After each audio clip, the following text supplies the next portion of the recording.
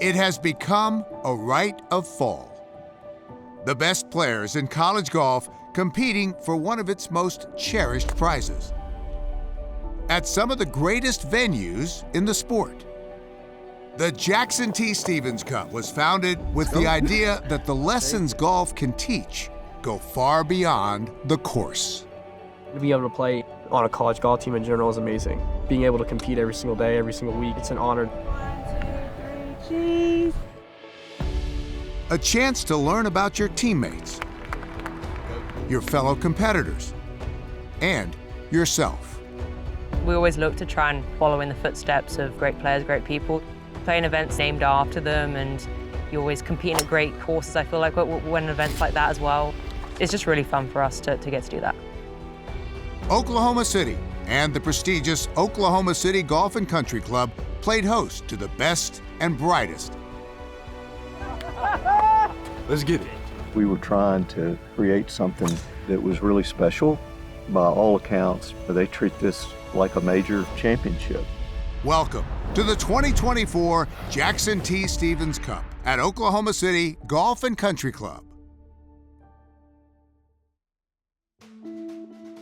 In its fourth year, the Jackson T. Stevens Cup arrived in Oklahoma City as one of the premier collegiate events on the fall calendar.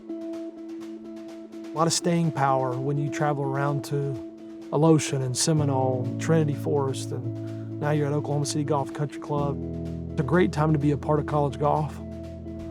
You're playing the teams that you know you're going to be playing in the postseason, and you want to kind of see how you stack up against them and maybe see areas you can improve upon. It's really good to be here and have the opportunity to play this great golf courses with great teams in a format that they're not really used to, except they see it at the national championship. You got a great golf course, amazing weather like it always is in Oklahoma. So what a perfect wrap up to the fall. 12 of the best men's and women's teams, along with individual players from historically black colleges and universities and the U.S. military service academies, make up the elite field. This year, the field included both the country's top-ranked men's and women's programs, the top male and female amateurs in the world, FSU's Lottie Wode and Luke Clanton, both men's and women's defending Stevens Cup champions, and on the men's side, Bedlam rivals Oklahoma and Oklahoma State. I hope that we can give our fans and the state of Oklahoma a great show this week. Maybe we can get matched up with those guys and have a great duel. The tournament, named for businessman and philanthropist Jack Stevens, honors the Arkansas legend who helped build Stevens, Inc. into one of the most prestigious financial firms in the country. By showcasing amateur golf and the lessons and ideals of the game that he so admired, that legacy lives on, in part through the Stevens Cup. My grandfather believed golf instilled life lessons and built character. And it's my hope that all of the competitors will embody these ideals mentioned this week, both on and off the course. And as teams and players prepare for the competition, a special part of the week gets underway. Jack's Day, presented by Love's, the annual clinic which benefits First Tee, bringing some of the competitors and stars in attendance together with kids, many of whom are just getting introduced to the game and its values. Welcome to Jack's Day, presented by Love's. We're here at the Jackson T. Stevens Cup, one of my favorite tournaments of the year. When my dad first started the Jackson T. Stevens Cup, it was a way to honor my grandfather and his love of golf and his legacy. Jack's Day is a wonderful addition and really underscores the importance of playing, but also carrying it forward to the next generation.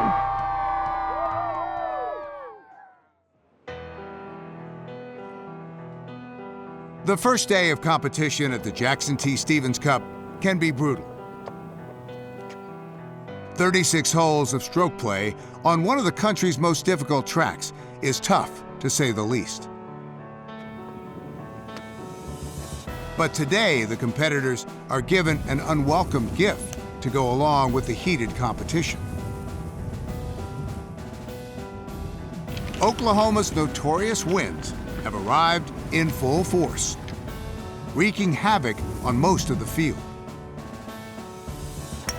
The #1 ranked amateur in the world, Florida State's Lottie Woad, isn't impervious to the difficult conditions, but makes 2 birdies coming in and salvages a first-round 74.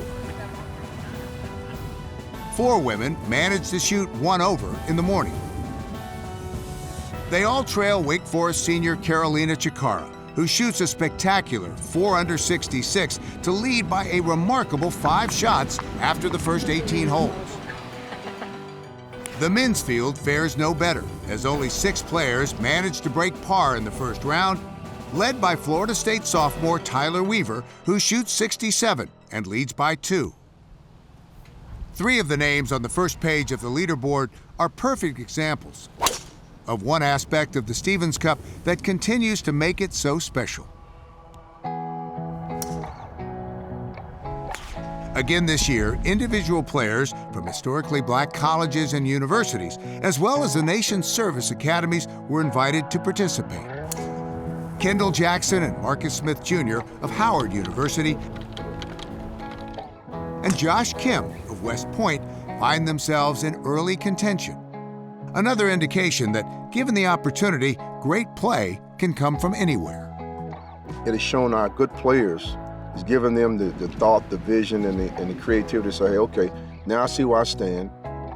Now I see what I need to do in order to compete, because I will see these players again. Thank you. To include the HBCUs and the service academies is really important. Golf is a diverse game, and to showcase how diverse it is and to help its growth and to move that forward is important to all of us. Everybody's not looking to make a difference. The Stevens Cup is fantastic. What they've done will always make us pretty appreciative, because without this, a lot of students wouldn't have had that opportunity.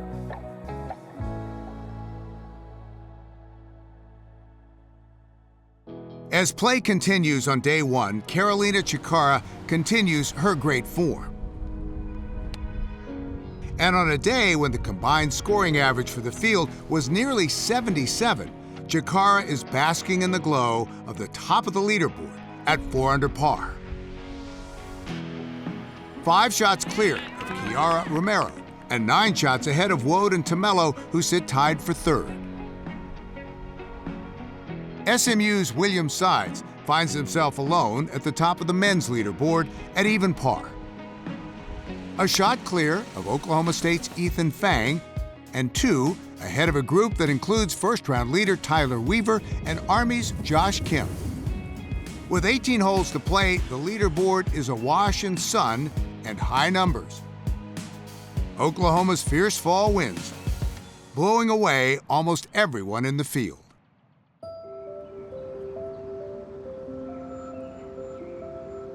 As day 2 of the Jackson T. Stevens Cup arrives, there is time for reflection. After 36 holes of stroke play in difficult Oklahoma winds, today there is calm.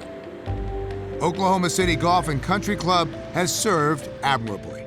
The home to one of golf's greatest amateur champions is living up to its rich history of amazing amateur golf. He honored the game. There's only one way to play it. You play hard, but then you shake hands. The game is over. Now it's back to relationships. That, in essence, is kind of what he was all about.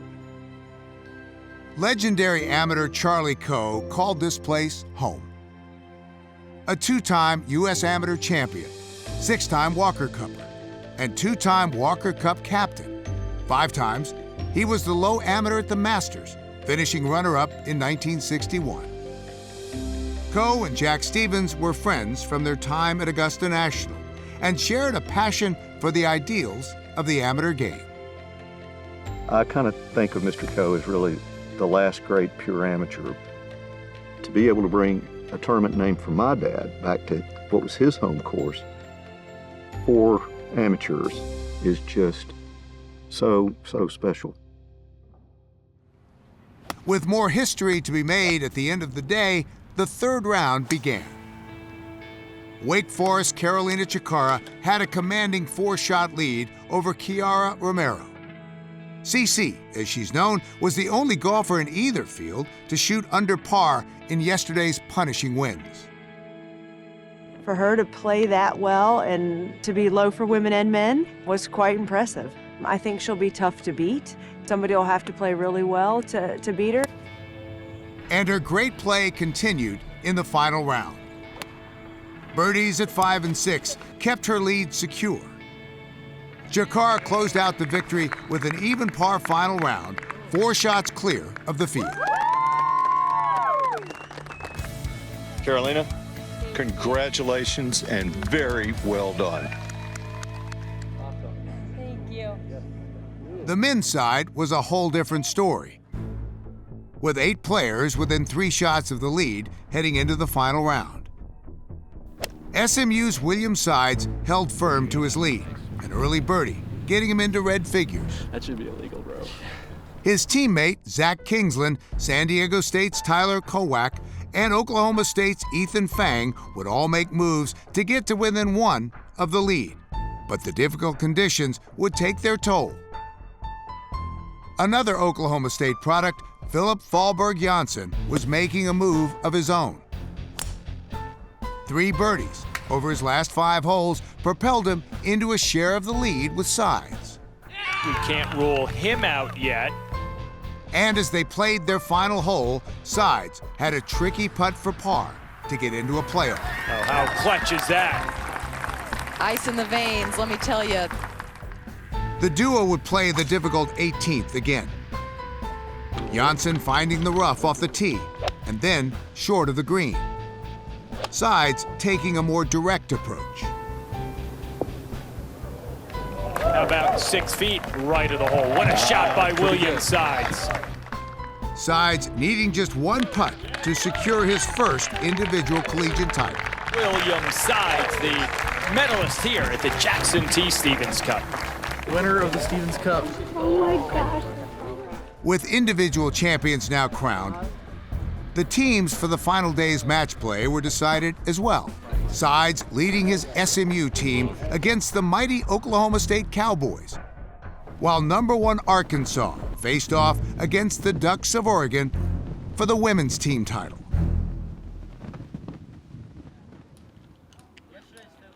Feeling good, ready to go, and get this team win. We live? Let's get it. It should be fun. Jack Stevens believed the game of golf taught life lessons and values that were applied on and off the golf course. He believed in the power of a handshake and what it symbolized in business and sportsmanship. If you guys would please step forward and shake hands with your opponent and wish each other good play and good luck. Good luck. Good luck today. Play well. Thank you. The final day of match play at the 2024 Jackson T. Stevens Cup featured 4 of college golf's most storied programs. On the men's side, powerhouse Oklahoma State, with their 11 national championships, faced off against SMU. And on the women's side, #1 ranked Arkansas. Yeah, amazing. Faced perennial contender Oregon. The marquee matchup was a rematch of the men's individual playoff between SMU's William Sides and Oklahoma State's Philip Fallberg Janssen. Sides, coming off his first ever collegiate win, got off to an early lead, with birdies on 7 and 9 to take a 2-up lead at the turn. The Cowboys' Eric Lee, playing in the first match of the day, torched Oklahoma City Golf and Country Club's front 9 with 31. And with an eagle and a birdie at 13 and 14, Lee beats Matthew Foster 5 and 3 to put the first point on the board for the local favorites. Karen Suru and Kendall Todd go back and forth all day in the women's first match. After 13 holes, the match is all square, but the Carlsbad, California sophomore would birdie 3 of her final 5 holes to win 1 up and put the first point on the board for the Mighty Ducks of Oregon.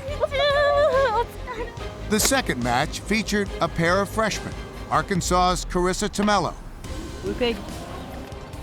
and Oregon's Tong On. Tomello takes the early lead and never relinquishes it as she wins 3 up, giving each team an early point. Back on the men's side, Oklahoma native William Sides continues his amazing week for SMU. He has just been impressive on these greens, as he again holds off Janssen on the 18th hole. But Oklahoma State's Preston Stout, who won last season's Big 12 championship, keeps the Cowboys on top. Stout makes 5 birdies, including the clincher on the 17th, to get the Cowboys' second point, leaving them just 1 away from the team championship.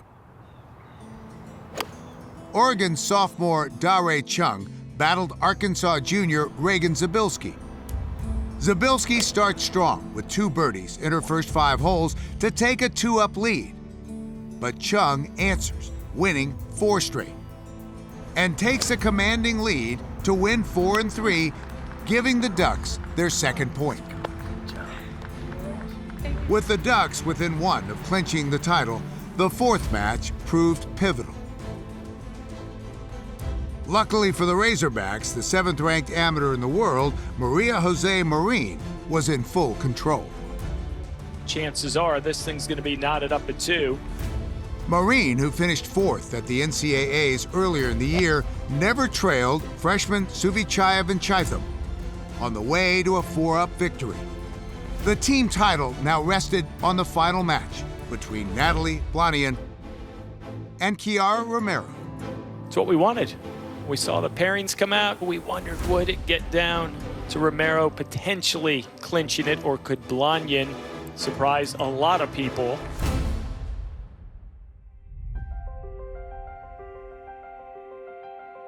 With Oklahoma State just 1 win away from the men's team title, sophomore Ethan Fang was tasked with trying to win the decisive point.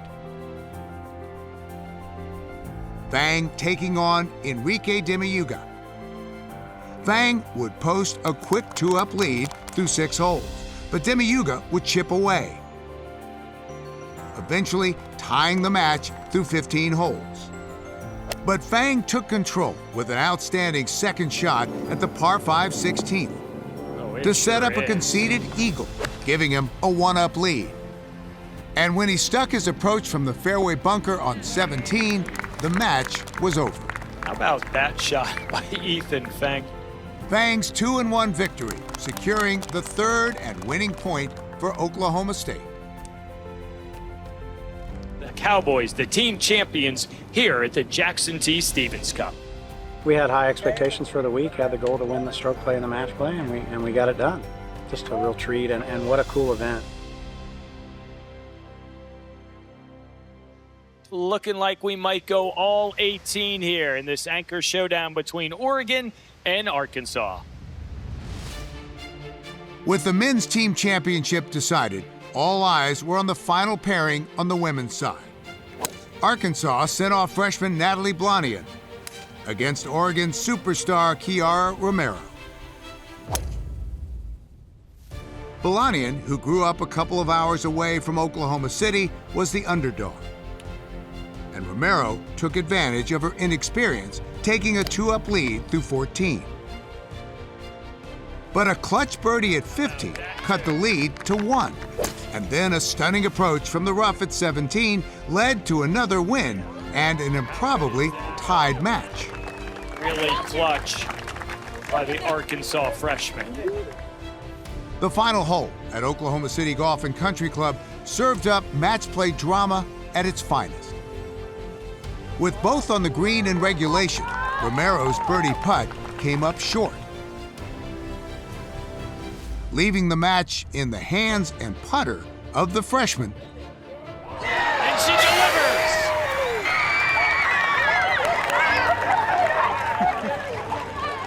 Ice in her veins, Blanian. Wow, what a putt. Dude, that was insane. Oh, claro. 3 straight wins in this fall season for Arkansas, perhaps none bigger than this one right here. The 2024 Jackson T. Stevens Cup certainly lived up to its billing as one of the premier collegiate events of the year. High drama from an elite field at one of the finest venues in golf, the Stevens Cup promises once again to provide a stunning experience for the game's best collegiate players, while honoring the values and traditions that Jackson T. Stevens so richly believed in.